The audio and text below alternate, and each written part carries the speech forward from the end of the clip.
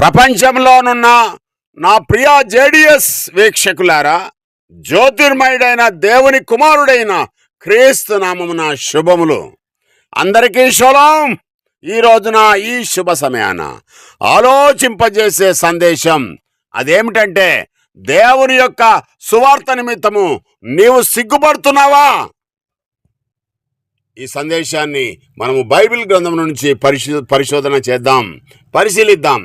తిమోతికి రాసిన 2వ పత్రిక 1వ అధ్యాయం 8వ వచనము, 1వ అధ్యాయము 12వ వచనంలో ఉన్న సారాంశాన్ని మనం నేర్చుకుంటున్నాం.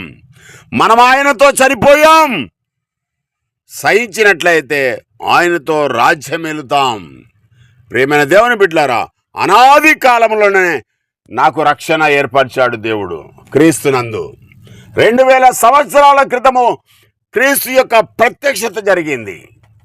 ఆ వచ్చిన క్రీస్తు మరణానికి శిక్ష వేసి జీవాన్ని మరియు అక్షయతను దేవుని యొక్క కృప వలన వెలుగులోనికి తీసుకొని వచ్చాడు యేసుక్రీస్తు. ఈ సువార్త ప్రజలకు తెలియజేయాలని దేవుడు నా మీద నీ మీద బాధ్యత పెట్టాడు.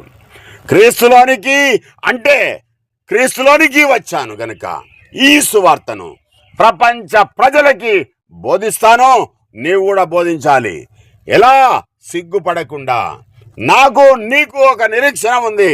అదేమిటంటే, దేవుడు క్రీస్తును పంపించినప్పుడు నీకు నిత్య జీవం ఇస్తాడని, నాకు కిరీటం ఇస్తాడని. ఈ లోకంలో చనిపోయినా అది నిద్ర మాత్రమే అని బైబిల్ గ్రంథం స్పష్టంగా తెలియజేస్తా ఉన్నది. క్రీస్తు 2వ రాకడలో మరి నీకు ఇలా నమ్మకం ఉందా? వాక్యాన్ని పట్టుకొని లోకంలో జ్యోతుల వల్ల ప్రకాశిస్తావా? అలా అయితే బైబిల్ పట్టుకో, బీరువాలో దాచిపెట్టుకోకు. దేవుని గురించి, క్రీస్తుని గురించి, క్రీస్తు 2వ రాకడ గురించి, రాబోయే బహుమానం గురించి నీ స్నేహితులకు తెలియజేయి, నీ బంధువులకు తెలియజేయి, ప్రక్కవాడికి తెలియజేయి, ఆఫీసులో ఉన్నవారికి తెలియజేయి, రోడ్డుపై ఉన్నవారికి తెలియజేయి, బస్సులో ప్రయాణం చేసేటప్పుడు తెలియజేయి, నీ పిల్లలకు తెలియజేయి. నువ్వు కూర్చున్నప్పుడు, లేచినప్పుడు, నడిచినప్పుడు దేవుని యొక్క వాక్యాన్ని నీ యొక్క హృదయంలో ధ్యానించు. అలా అయితే నువ్వు సిగ్గుపడేవాడవు కావు.